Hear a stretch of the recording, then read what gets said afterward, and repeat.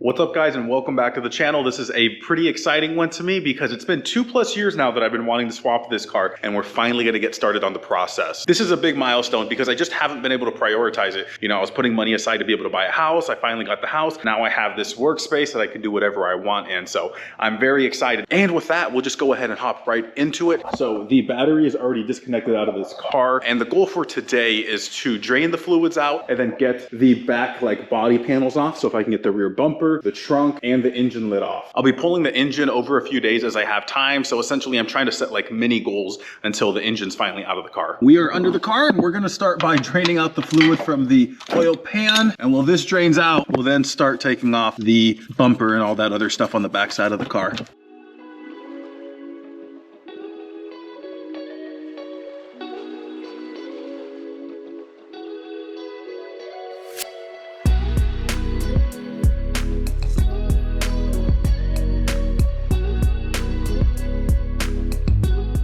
The engine lid and the trunk lid is off the car. So before going any further, I'm gonna go ahead and put the bolt back on for the engine oil. Up next, we'll go ahead and drain the transmission, then get to the back bumper. I always break the top bolt loose first, just in case, because I've had situations where these don't want to come undone. But anyways, that's broken loose. I already broke the bottom loose as well. So time to drain her on out.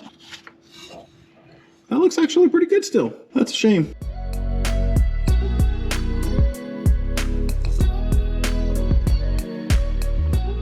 It's really common to get rust in the trunk of MR2s, and I'm super happy to say that my car doesn't have any rust. So yeah, from here, we'll go back to removing the bumper. I just got to finish pulling the light out. I actually got the screws off already, so this should just pull out like this. Really, come on. Maybe I didn't get all the screws. Oh, there you go. Yeah, it'll just pull out. I'm actually going to be able to disconnect it right here and pull the grommet through. That way, I can leave all the lights and stuff like that on.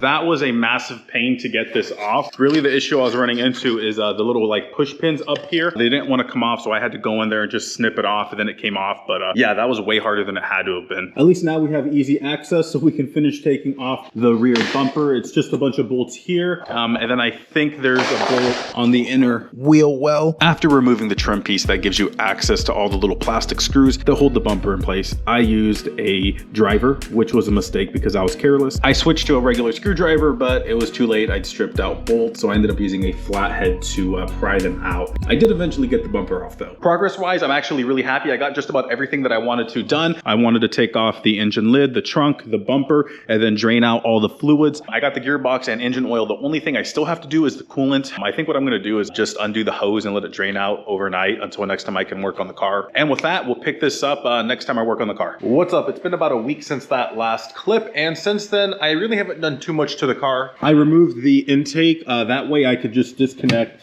the coolant lines and drain out the fluid and everything like that. So this is one of the main lines. Over there is another main line for the coolant. And then right here are the two heater hoses. And I just went ahead and cut those lines. The piping that this is attached to is super easy to bend. So my preference is I cut the lines, and then once I have the engine out, I'll be able to get in there closer and remove the rest of the hose, or with minimal chance of damaging the piping. So from here, it's just a matter of disconnecting all the various things. So there's little braces here. Under here, it may be hard to see, but this is a ground that goes to the chassis. There's obviously electrical connectors, so I'll have to disconnect some of this stuff. Also undo the wiring that goes straight to the ECU. There's also other miscellaneous things. So the throttle cable has to come undone, miscellaneous sensors and stuff like that over here.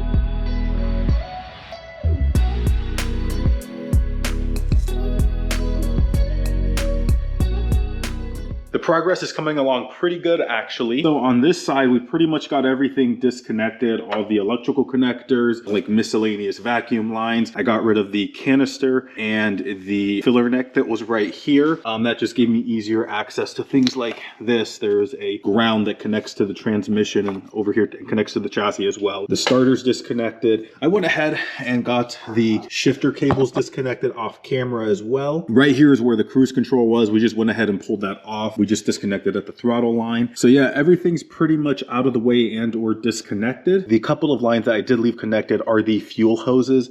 So this is the main one that goes to the fuel rail, and then this is the return. I left those disconnected because I'm using like electric impact, and occasionally they do spark. So I just want to minimize the chance of like starting a fire. But before I drop the engine, I 100% will disconnect those. And we go into the car now and just start disconnecting everything. A lot of the bolts were pretty much just hand tight, and that's because I knew that the car was going to be parked until I got around to the swap. This is a little bit of a throwback, but the fork that I'm using to remove the axle actually came off the first ever MR2 transmission that I blew up. So it looks like the last thing I got to do is actually just disconnect the front engine mount. And also it's kind of weird on this car, but the slave cylinder mounts to where like the front engine mount is, it's like intertwined. So I'm going to have to just disconnect the slave cylinder from the transmission here as well. And then I should be good to go. Well, I realized I forgot to disconnect the AC compressor. So here I am disconnecting it. There's 2 bolts on the bottom, 2 bolts on the top, but I'm missing one. After doing that, I just attached it to the chassis using a bungee cord. I went back to removing the slave cylinder and the front transmission mount. This can be a bit tricky, so I will actually link to a really good write-up down below. I'll pin it in the comment section. We are at the point where we're pretty much ready to drop the engine. I do have the jack underneath just as a precaution, but I mean, the front and rear mount are removed, so it's just the side mount supporting it. All I have left to do is just undo the fuel lines. Yeah, that's actually it. We'll hook up the cherry picker, drop the engine down onto a carpet dolly, and then we'll be able to pull it on out. Lowering the engine is really easy. You just do the engine mounts, take your time, and make sure that it's not getting caught on anything. The AC compressor actually kept getting in my way, but I finally figured it out. Now comes the spicy part, and that's lifting the back end of the car using the cherry picker. Just use some chains. Where I messed up here is I did not have the front set high enough. That means I had to angle the car a lot, which really makes it sketchy in my opinion. So if you're doing this, definitely raise that front end even higher. It's gonna make your life a lot easier and not as stressful. Anyways, I still was able to lift it up enough where I could roll the engine out. It's out.